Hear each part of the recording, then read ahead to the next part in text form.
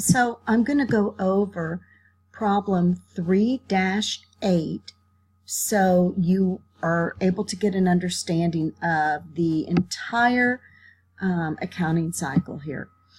So the general ledger of Red Storm Cleaners at January 1st of 2018 includes the following account balances. And so we have a list of the debits, which would be our assets, cash, accounts receivable, supplies, and equipment. And then we have accumulated depreciation as a credit balance because we know that is a contra account, meaning that the equipment less the accumulated depreciation provides us with the net equipment. Then our salaries payable as a liability, common stock and retained earnings are in the equity section. So we now have a couple transactions we have to go through.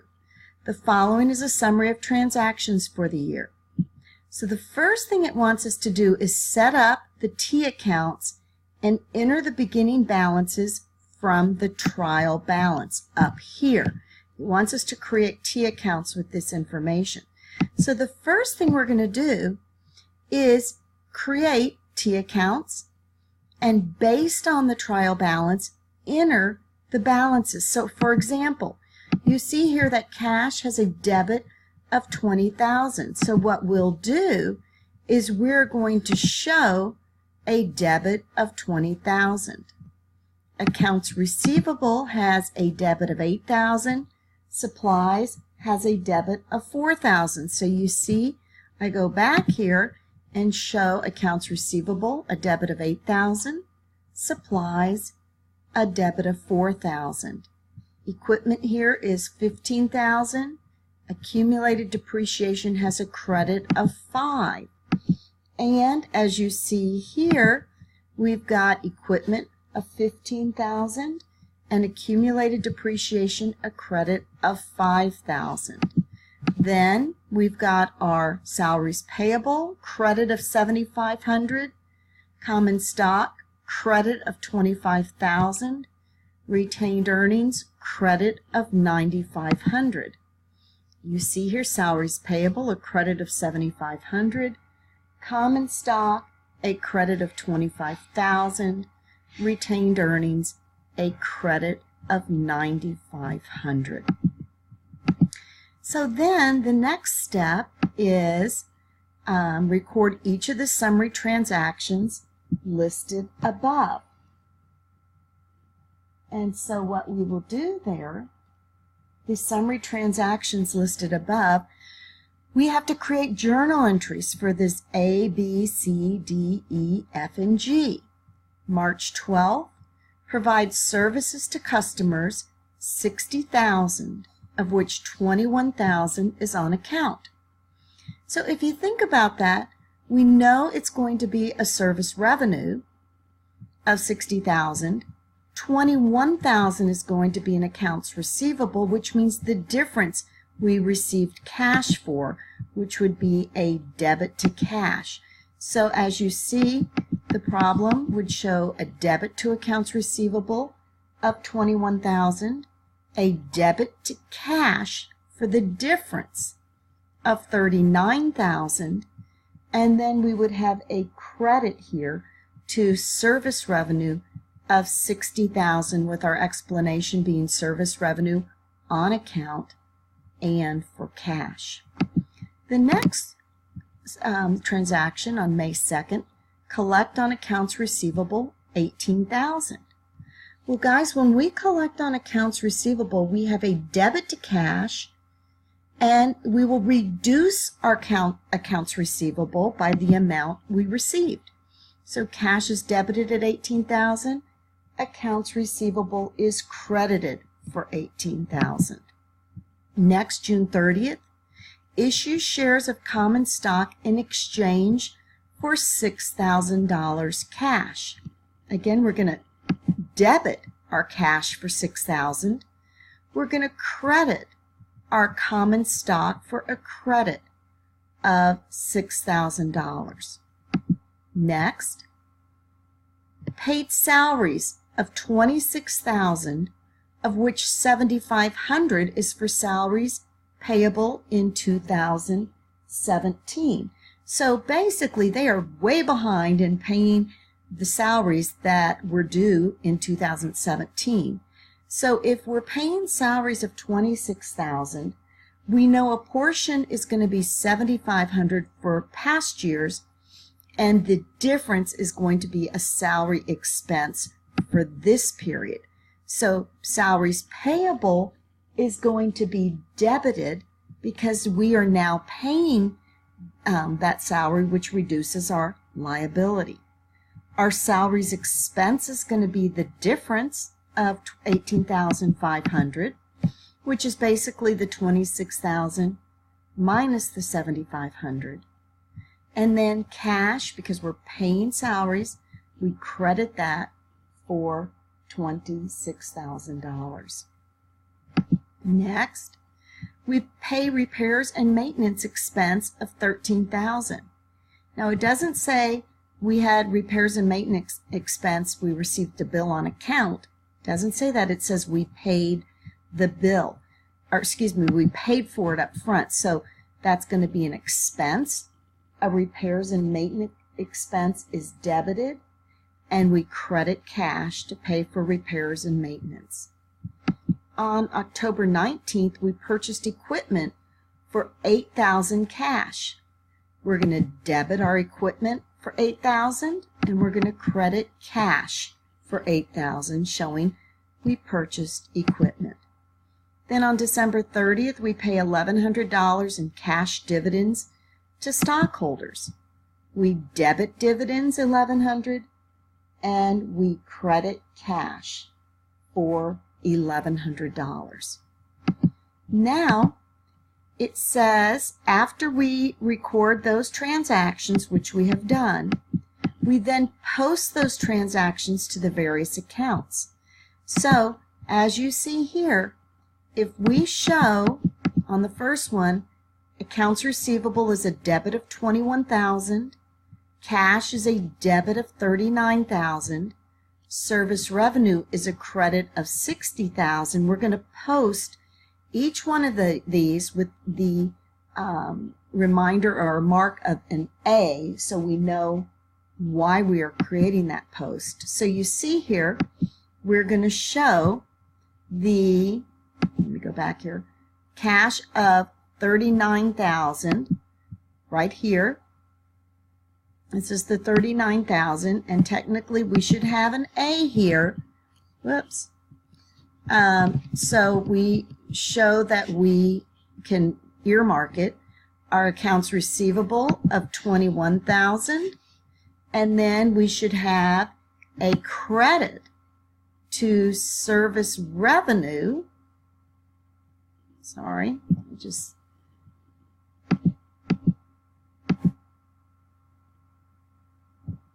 service revenue here of $60,000. Then we will do the same thing with each one of these transactions. So on B, cash, accounts receivable, we show a debit to cash of $18,000, a credit to accounts receivable of $18,000. So what I'm going to do is go and put a B here for a debit to cash of $18,000, a credit to accounts receivable, B for $18,000. Now I do that just so I can clearly remember why I'm creating the debits and credits, and I have my mark to go back to verify that. The next is then a debit to cash for $6,000, a credit to common stock for $6,000. I'm going to do the same thing with C here. A debit to cash, a credit to common stock here for $6,000. Then, the next post will be a debit to salaries payable for $7,500, a debit to salaries expense for $18,500, a credit to cash for $26,000. Again, salaries payable for $7,500, that's a D. Then the salaries expense is, I'm going to show this as a D. And the credit for cash of $26,000 is right here.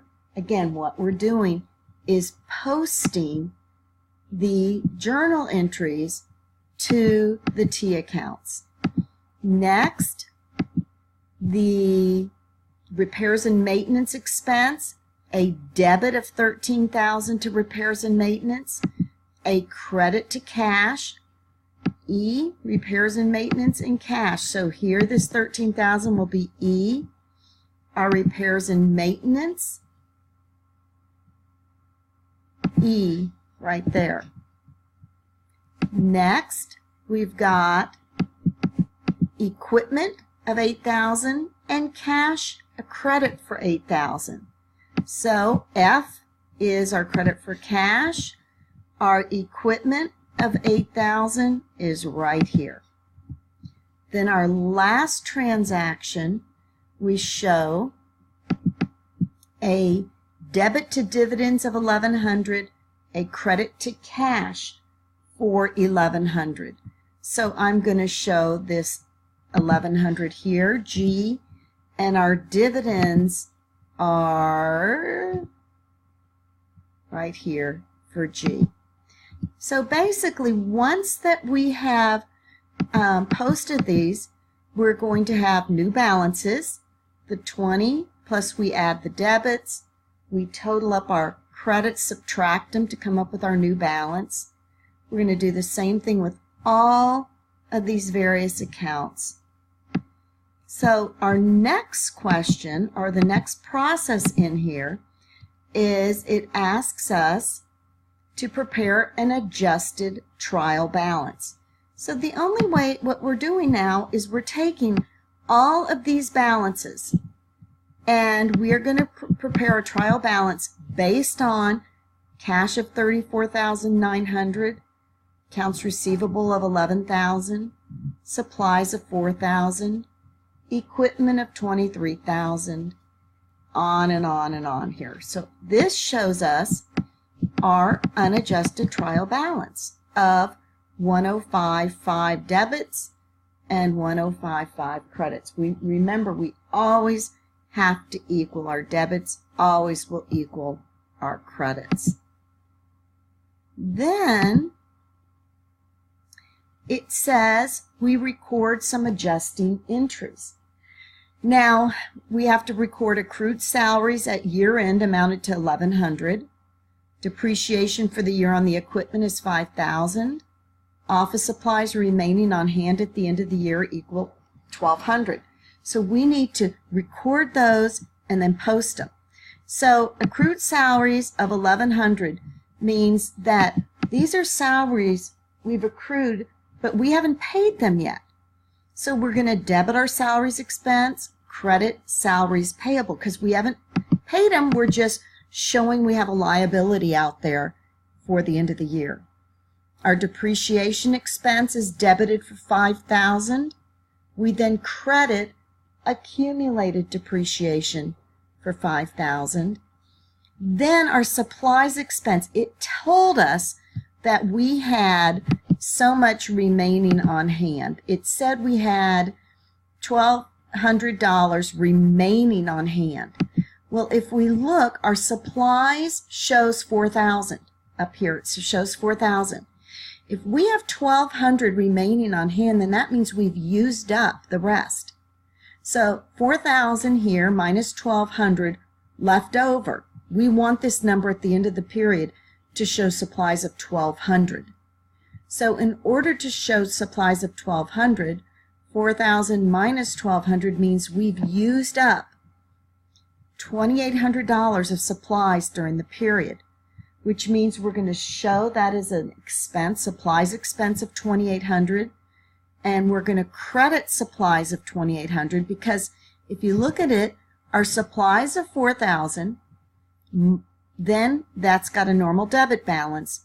If we credit supplies of $2,800, we're going to end up with the balance we want of $1,200. Now, it wants us to take these specific adjusted entries and post them. So we've got 3 transactions we need to post. We need to debit salaries expense for $1,100, credit salaries payable for $1,100. So you'll see here, salaries payable for $1,100, and then we're going to go down and debit salaries expense for $1,100. We're going to do the same with depreciation expense of $5,000 and accumulated depreciation of $5,000. So you see our depreciation expense of $5,000, our accumulated depreciation of $5,000. Then we have supplies expense of $2,800 and credit supplies of $2,800. So you see here, supplies expense $2,800, and we credited our supplies of $2,800. So now what we're going to do is it's going to ask us for an adjusted trial balance, which basically is just totaling all those figures again and then creating a trial balance showing our debits are going to equal our credits. Now from this adjusted trial balance, we're going to prepare financial statements. The first statement that we will always prepare is our income statement. Our income statement consists of our revenues here and our various expenses. Those items will constitute our income statement that you see on this slide. We've got our revenues and our salaries expense of $19,600, our repairs and maintenance of $13,000, our depreciation of $5,000, our supplies of $2,800, give us a net income of $19,600. The next thing, how do I find service revenue? Great question, Emily. So the way I find service revenue is, do you see this $60,000 right here? I found that right here. From the trial balance, it's listed as a credit service revenue. It came from service revenue, the T account, $60,000. I hope that answers your question. So basically what we're doing is, in creating this financial statement, we are just taking the revenues and the expenses, and we're going to then put them into the income statement. Any revenues, in this case we just have one revenue. But if we had other revenues, we would combine those in the revenues and take our various expenses. So this provides us with our income statement. Now we need to prepare a balance sheet. The balance sheet items, which we call permanent accounts, are going to come from up here. This is where we're going to get primarily our balance sheet items. We're going to have to do some adjusting with the retained earnings account, because this was the retained earnings at the beginning of the period. We're going to have to add our income that we did on the financial statement, the income statement, and we're going to have to subtract our dividends. But to create our balance sheet, we're going to use these items over here as our assets. We're going to take our accumulated depreciation to offset the equipment, which I'll show you down here. So we've got our assets of cash, accounts receivable, supplies, which give us current assets of $47,100. We take our equipment of $23,000, and then remember I was telling you that accumulated depreciation is basically what we call a contra account, which nets what the true net amount of the equipment is on our books. So the $23,000 is what we purchased the equipment for. The accumulated depreciation is the amount of depreciation we have taken against this equipment over the life of this equipment we still have on hand, which then nets to $13,000 here. But our $47,100 plus our $13,000 in net equipment gives us our total assets of $60,100. Now, the salaries payable of $1,100 came from our T account here, or excuse me, our trial balance. Our common stock of $31,000 came up here from our trial balance. And now I want to talk about how we get retained earnings. So if you go back down here, we put in our salaries payable, we put in our common stock, our retained earnings, as you see here, we started at $9,500. We added the net income from the income statement above. We subtracted the dividends that we saw right here that were paid out here of $1,100, which gives us our ending retained earnings balance of $28,000. If we take our common stock of $31,000 plus our retained earnings of $28,000, we have total stockholders' equity of $59,000. Remember, assets equal liabilities plus stockholders' equity. So our $59,000 plus this $1,100 up here gives us our stockholders' equity of $60,100. So we've created our financial statements. Now they're going to want us to close out the temporary accounts. We close out temporary accounts because we want to finish the year and we want to begin afresh for the next period. So revenue accounts, expense accounts, and dividend accounts get zeroed out so we can start fresh the next year. The way we zero them out is if revenues have a normal credit balance, which they do, we're going to debit our revenues, and that zeroes it out, and we put them into retained earnings. So we debit service revenue of $60,000, we credit our retained earnings of $60,000. That increases our retained earnings. That closes out our revenue accounts. With expenses, they have a normal debit balance. So to zero out what's a normal debit balance, we're going to credit all those expense accounts and put them into retained earnings, $40,400. Do you see? By zeroing out our revenue accounts and zeroing out our expense accounts, we're basically putting our net income into retained earnings.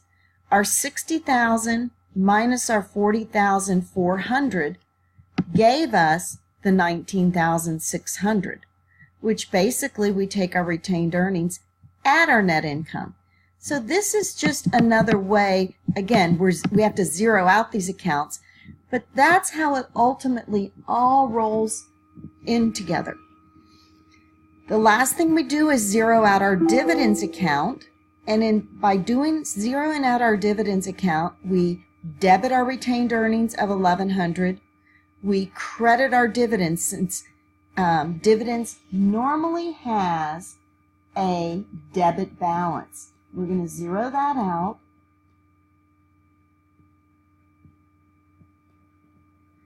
And then from there, excuse me, I need to get back to here. And then from there, we have now closed out all of our temporary accounts. Our temporary accounts are our revenues, they are our expense accounts, and dividends. Now it's going to want us to create a post closing trial balance. Oh, I guess not yet. It wants us to post those transactions to T accounts. So we are going to zero out. Our revenue account is now 0. See, this $60,000 that was debited to service revenue is credited to retained earnings.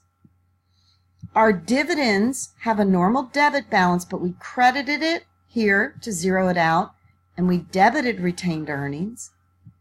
Now all of our expenses were all credited because they have a normal debit balance.